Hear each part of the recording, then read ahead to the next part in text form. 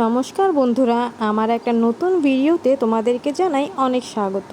এখানে আমাদের সকালে খাবারের জন্য বানিয়েছিলাম একটু চাউমিন, আলু, পেঁয়াজ, কাঁচা লঙ্কা দিয়ে একটু ডিম দিয়েছি আর একদম হালকা মশলা দিয়ে ছোটোবেলার মতন মা যেরকম বানিয়ে দিত ওরকমভাবেই বানানোর চেষ্টা করেছি।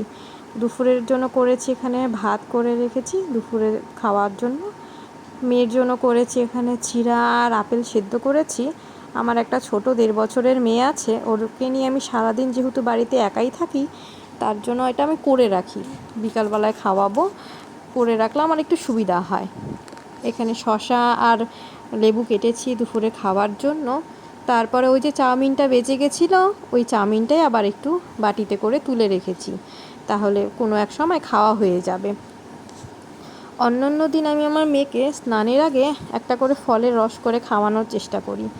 আজকে সময়ও হয়ে ওঠেনি, আর সবথেকে বড় কথা হলো ফলটা ফ্রিজে ছিল, বের করার কথা একদম মনে ছিল না, আর সাথে সাথে বের করে খাওয়ালে তো মেয়ে ঠান্ডা লেগে যাবে, সেজন্য আর আজকে ফলের রস করে আর খাওয়ানো হয়নি। অন্যান্য দিন আগের থেকে বের করে রাখি, তখন ঠান্ডাটা কেটে যায়, এটা খাওয়ানো যায়। এখানে আমাদের জন্য করেছি উচ্ছে আলু ভাজা, একটু পেঁয়াজ বেশি করে দিয়েছি, পেঁয়াজ বেশি করে দিয়ে এটা ভাজলে পরে খেতে ভালোই লাগে। মেয়ের জন্য করেছি ওখানে ডিমের ঝোল, একটা লঙ্কা দিই, মেয়ের সবজিতে আমি একটা করে লঙ্কা দিই, আর আলু কুয়াশ দিয়েছি, পেঁয়াজ টমেটো দিয়ে পাতলা করে ঝোল করেছি। স্নানের পরে খাওয়াবো আর রাত্রে খাওয়াবো বলে 2 জায়গায় বেড়ে রেখেছি। আর এখানে আছে চিংড়ি মাছ আর পাবদা মাছ দিয়ে ঝোল করেছি। আমার বর আবার চিংড়ি মাছ অতটাও পছন্দ করে না, সেজন্য পাবদা মাছ ওর জন্য এনেছে। আবার আলাদা আলাদা করে করব, টাইমও হবে না, সেজন্য একবারেই করে রেখেছি। এখানে হটপটটা এনেছি, হটপটে করে মেয়ের জন্য ভাত নিয়ে আসবো, স্নান করে খাওয়াবো, ভাতটা একটু গরম থাকে। এখানে এঁঠো বাসন রেখেছি, আমাকে কাজে যে হেল্প করে দিদি, ওই দিদি বিকালে আসবে, তখন বাসনগুলো ধুয়ে দিয়ে যাবে।